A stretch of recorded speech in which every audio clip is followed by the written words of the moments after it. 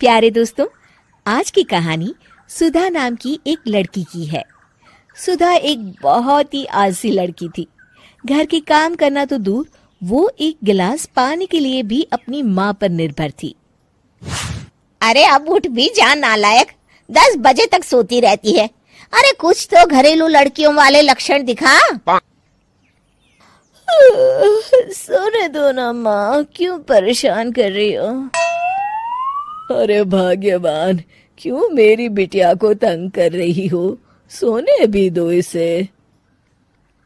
लो, बाप बेटी दोनों एक जैसे हैं। देख लेना, आपकी ये लाडली ससुराल जाके हमारी नाक कटाएगी।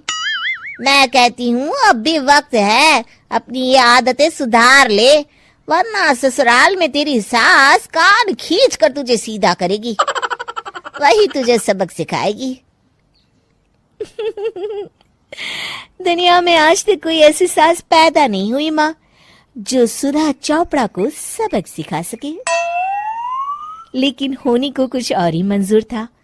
सुधा की शादी एक ऐसे घर में हो जाती है जहां उसकी सास एक रिटायर्ड पुलिस वाली थी। अब कहानी में मजा आएगा। हाँ माँ, यहाँ सब बहुत अच्छा है। मेरे ससुराल के लोग भी ना बहुत मिलनसार हैं। ठीक है माँ, मुझे नींद आ रही है, फोन रखती हूँ माँ। ठीक सुबह 5 बजे।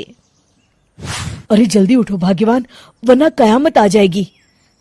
हैं? अरे क्या हुआ? कौन सी कयामत आ जाएगी? अरे मेरी माँ आ जाएगी। तुम नहीं जानती, इस घर में सिर्फ मेरी माँ का हुक्म चलता है। सबको सुबह 5 बजे बिस्तर छोड़कर हॉल में पहुंचना ही पड़ता है। अरे अब इंसान क्या अपनी नींद भी पूरी नहीं करेगा? यहाँ मजाक चल रहा है क्या? तभी वहां सुधा की सास आ जाती है। अटेंशन! मजाक तो तू समझ रही है बाबू। ये मेरा घर है और यहाँ हर किसी को डिसिप्लिन में रहना होगा। अटेंशन! अरे माँ जी, लेकिन इतनी सुबह कौन उठता है? कौन होता है मतलब? हम सभी उठते हैं, रोज उठते हैं, और अब से तुझे भी उठना पड़ेगा। आखिर मैं पुलिस वाली जो ठहरी। अटेंशन! अरे माँ जी, लेकिन अब तो आप रिटायर हो गई हो ना। तो क्या हुआ? शेर कितना भी बूढ़ा हो जाए, शिकार करना नहीं छोड़ता।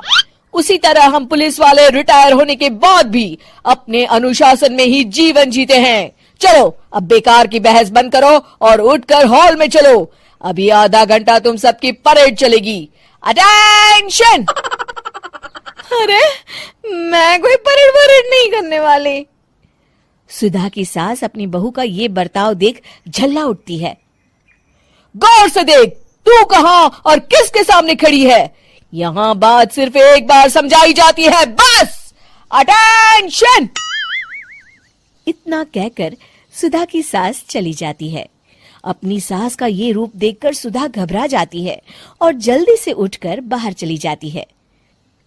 उस दिन से सुधा की जिंदगी बदल जाती है। हाय, थक गई मैं तो। ये घर है या जेल? कितना काम करना पड़ता है। लाइए दीदी, 2 रोटियां और दीजिए, मुझे बड़ी भूख लगी है। ठहर जा बहू, ये तू क्या कर रही है? मैंने सबके खाने का हिसाब तय कर रखा है। तुम 4 रोटी से ज्यादा नहीं खा सकती और ये मिर्च मसाला भी नहीं चलेगा। मेरी बहुएं एकदम फिट होनी चाहिए। अटेंशन! क्यों माँ जी, आप हमें दंगल में लड़ने के लिए तैयार कर रही हैं क्या? क्या कर रही हो सुधा? माँ जी को मजाक बिल्कुल पसंद नहीं है। चुप करके खाना खा लो, इसी में भलाई है। इस तरह धीरे धीरे सुधा अपने सास के रंग में पूरी तरह रंग जाती है, लेकिन इसका उल्टा ही असर पड़ता है। सुधा अपनी सास से भी ज्यादा अनुशासन की पक्की हो जाती है। सुधा की सास तो सबको 5 बजे उठाती थी, लेकिन सुधा सबको 4 बजे ही उठा देती थी। दूसरी तरफ सुधा की सास की उम्र भी हो चलती है। माँ जी, आजकल आप सुबह उठने में बहुत आनाकानी करती हैं। मुझे ये सब बिल्कुल पसंद नहीं है। अरे बहू, मैं तेरे हाथ जोड़ती हूँ, भगवान के लिए अब मुझे छोड़ दे। इतने सवेरे उठना और कसरत करना अब मेरे बस की बात नहीं है। माँ जी, आप मैदान छोड़ के भाग रही हैं। आप तो पुलिस वाली हैं। अटेंशन। अरे अब कहाँ की पुलिस वाली, अब तो मैं रिटायर हो चुकी हूँ। बस बहुत हो गया, अब तुम सब जैसे चाहे वैसे जिंदगी जियो और मुझे भी जीने दो। अपनी सास को गिड़गिड़ाते देख सुधा मन ही मन मुस्कुराती है। इस तरह उस दिन के बाद से सुधा के ससुराल वाले एक सामान्य जीवन जीने लगते हैं।